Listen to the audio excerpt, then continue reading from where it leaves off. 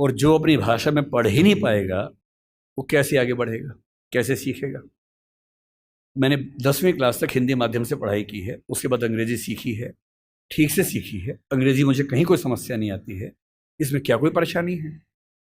मैं आज भी अपनी भाषा में गीत सुनने में ज़्यादा खुश होता हूँ। मुझे फिल्म देखनी मैं हिंदी में पसंद करता हूँ, नाटक देखना हो हिंदी पसंद करता हूँ, मजाक करना हो हिंदी में पसंद करता हूँ, पढ़ना हो कोई ऐसा विषय जो हिंदी में नहीं है तो इंग्लिश में पढ़ता हूँ, इसमें क्या परेशानी है। लेकिन मुझे कोई बचपन से ही मजबूर करे कि मुझे दूसरी भाषा में, संयोग से अंग्रेजी है, फ्रेंच भी हो सकती थी, पुर्तगाली भी हो सकती थी, जो जीत जाता उसकी भाषा ढो रहे होते। ज्ञान विज्ञान की दुनिया में मेरा निजी विश्वास है इस वर्चस्व को तोड़ना बहुत ज़रूरी है। हम हिंदी में हजारों शब्द क्रिएट नहीं कर पाएंगे 2 दिन में, सही बात है, मुश्किल है। और हमें इतना शुद्धतावादी या प्यूरिटन होने की ज़रूरत नहीं है कि हम सारे शब्द अपने ही गढ़ेंगे। हम तो इंटरनेट को अंतर्जाल ही बोलेंगे, हम कंप्यूटर को संगणक ही बोलेंगे, तो आप अकेले ही बोलते रहेंगे, कोई पूछेगा नहीं आपको। जो शब्द अंग्रेजी के प्रसिद्ध हो गए उनको मान लीजिए। जापानी भाषा का शब्द है रिक्शा, आप रोज रिक्शा में घूमते हैं, कभी आपने कहा कि रिक्शा को मैं नरयान बोलूंगा? कई लोग बोलते हैं नरयान, कि मनुष्य द्वारा चलने वाला एक विमान या वाहन। क्या बकवास है। अरे जो शब्द जिस भाषा से आया, प्रसिद्ध हो गया, अपना लीजिए उस शब्द को। और उसके बाद भाषा में असली समस्या शब्द नहीं होती है। भाषा विज्ञान में एक होता है जिसको मॉर्फोलॉजी कहते हैं, एक सिमेंटोलॉजी होता है, लेकिन जो सबसे महत्वपूर्ण स्ट्रक्चर है सिंटेक्स है। सिंटेक्स का मतलब है वाक्य का निर्माण कैसे होता है, शब्दों का क्रम कैसे तय होता है। किसी नई भाषा को सीखने में सबसे बड़ी मुश्किल आती है सिंटेक्स सीखने में। आप हिंदी भाषा के सिंटेक्स में अंग्रेजी के शब्दों को शामिल कर लेंगे, रत्ती भर समस्या नहीं आएगी। और इसलिए जिसको हम कहते हैं कि अंग्रेजी माध्यम है और हिंदी माध्यम है, कहने की बातें हैं। मैं अंग्रेजी माध्यम में बच्चों को खूब पढ़ाता हूँ, 8-8 घंटे दिन में पढ़ाता हूँ, और वहाँ भी देखता हूँ कि जैसे कोई मुश्किल कंसेप्ट आता है, जब तक अंग्रेजी में पढ़ाने के बाद हिंदी में भी ना समझा दूँ, उनके चेहरे पर 12 बजे रहते हैं। क्योंकि वो हिंदी भाषी समाज के बचपन से लगातार हिंदी बोलने समझने वाले और अंग्रेजी माध्यम लेके एक ज्ञान की भाषा के तौर पर अंग्रेजी पढ़ने वाले व्यक्ति हैं। हंसी मजाक हिंदी में हो तो ठहाके मार के हंसते हैं, इंग्लिश में हो एक आध हंसता है, बाकी इसलिए हंसते हैं कि हंसने की बात थी तो हम भी हंस लेते हैं। नहीं बात बनती। मन की भाषा, आत्मा की भाषा अलग भाषा होती है, ज्ञान की भाषा अलग भाषा होती है, इसमें कहाँ कोई दिक्कत है। और इसलिए मैं आपसे कहना चाहता हूं कि ज्ञान विज्ञान की भाषा के तौर पर, व्यवसाय की भाषा के तौर पर जबरदस्ती एक वर्चस्व का दौर चल रहा है जो खत्म होना चाहिए। मुझे खुशी है कि हमारी वर्तमान सरकार इस मामले में, मैं किसी राजनीतिक दल से ताल्लुक नहीं रखता हूं, मुझे ना सरकार का समर्थक माना जाए ना विरोधी माना जाए, क्योंकि मैं सच में दूरी बना के रखता हूं, बहुत दूर बना के रखता हूं। मैं मुद्दों पर तारीफ करता हूं, मुद्दों पर आलोचना करता हूं।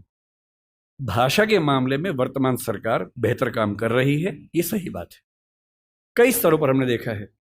मेडिकल साइंस मध्य प्रदेश से शुरू हुआ, एक ही साल में एमपी में, यूपी में, उत्तराखंड में शुरू भी हो गया। और मैं कई साल से सोचता था कि मेडिकल साइंस में ऐसा क्या है जो हिंदी में नहीं पढ़ सकते। और सोचिए, डॉक्टर बनने के बाद करना क्या आपको डॉक्टर बन के आम आदमी का इलाज करना है। भारत के आम आदमी की हालत क्या है? डॉक्टर के पास जाता है, उसको एक वाक्य समझ में नहीं आता है। डॉक्टर 4 लाइन इंग्लिश की बोलता है, कुछ मुश्किल शब्द बोलता है, तो वो मान लेता है कि ज्ञानी आदमी है, ठीक बोल रहा होगा। उसे अपनी हेल्थ के बारे में एक वाक्य ठीक से समझ में नहीं आता है। किसी विकसित देश में चले जाइए, डॉक्टर की जिम्मेदारी होती है कि जब तक मरीज सारी बातों को ठीक से न समझ ले तब तक इलाज शुरू नहीं कर सकता है। हमारे देश में भाषा का अंतर ऐसा है कि मरीज अपनी बीमारी को ठीक से कभी समझ ही नहीं पाता है। ऑपरेशन तक की सहमति ले लेते हैं अंग्रेजी बोल के, वो समझ नहीं पा रहा होता, हाँ तो हो गया, साइन कर, हाँ साइन कर दिया। उसमें क्या लिखा हुआ है कि तुम्हारा ऑपरेशन करेंगे, तुम मर भी सकते हो, मर गए तो तुम्हारी जिम्मेदारी है। कुछ पता ही नहीं उस बेचारे को। क्यों भारत का हर डॉक्टर, तमिलनाडु का डॉक्टर तमिल में क्यों ना बात करे पेशेंट के साथ, कर्नाटक का डॉक्टर कन्नड़ में बात करे, हिंदी का डॉक्टर हिंदी में बात करे, और अंग्रेजी मातृभाषा वाले जो 2,70,000 लोग हैं उनके लिए कुछ डॉक्टर इंग्लिश वाले रख लीजिए। डॉक्टर की भाषा तो समाज की भाषा होनी चाहिए, यही कानून के साथ है। हमारी जुडिशरी इतना जबरदस्त जुडिशियल फ्रीडम, जुडिशियल इंडिपेंडेंस, संविधान का मूल ढांचा है, सब बातें बढ़िया हैं, पर जिस देश की आबादी में 2,70,000 लोग अंग्रेजी मातृभाषा वाले हों, उस देश का सुप्रीम कोर्ट सारे निर्णय अंग्रेजी में ही देगा, ये कहाँ का लोकतंत्र है?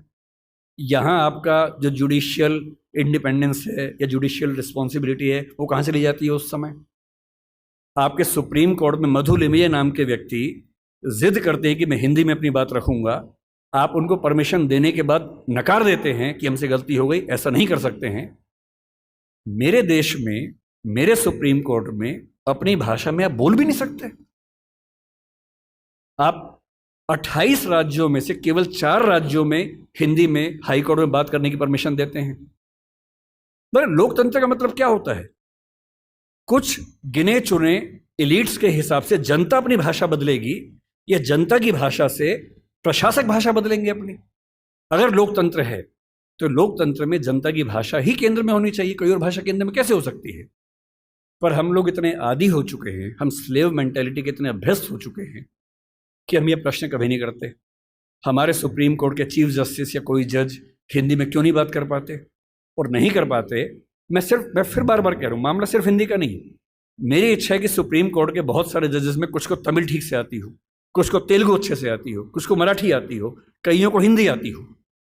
और बेंच का फैसला करते हुए ये भी एक पॉइंट ध्यान में रखा जाए कि मामला कहाँ का है और उस मामले में ऐसे जज को प्राथमिकता मिले जो उस भाषा को जानता हो, ताकि केस मेरा है, मुझे हिंदी आती है, मेरा वकील अंग्रेजी में कुछ कुछ बोला, जज ने कुछ कुछ बोला, फैसला हो गया, मुझे पता ही नहीं कि क्या हुआ, और इतने में पुलिस आके मुझे ले गई और मैं परेशान हूं कि हुआ क्या। मेरे मामले के किसी प्रसंग में मेरी भूमिका ही नहीं है, क्योंकि सारी प्रक्रिया दो ऐसे व्यक्तियों के बीच में चल रही है जिनके पास एक भाषा है जो मेरी भाषा नहीं है, जबकि मामला मेरा है, और कहने को लोकतंत्र है। ये लोकतंत्र नहीं है, ये भाषा के स्तर पर तानाशाही है, बुरी चीज है।